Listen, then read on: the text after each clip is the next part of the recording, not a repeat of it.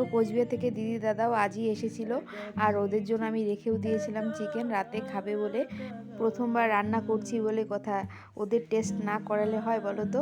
তো কেমন কি হয়েছে ভিডিওর শেষে তোমরা রিভিউ দেখতে পাবে ওদের। 2 মাস হয়ে গেছে কোনো ব্লগ শেয়ার করা হয়নি তোমাদের সাথে, তো এতদিন পর এই ছোট্ট ব্লগটা তোমাদের সাথে আমি শেয়ার করছি, তো পুরোটা দেখো, স্কিপ করো না। আর এদিকে দেখো রান্না করার মাঝে মা এসে দেখছিল যে আমি সব কিছু ঠিকঠাকভাবে করছি কি না। তো কিছুদিন আগে আমি কোচবিহার গিয়েছিলাম, কোচবিহার রাসমেলায়। তো সেখানেও ব্লগ বানিয়েছিলাম, এডিটিংয়ের জন্য তোমাদের সাথে শেয়ার করাই হয়ে উঠছে না।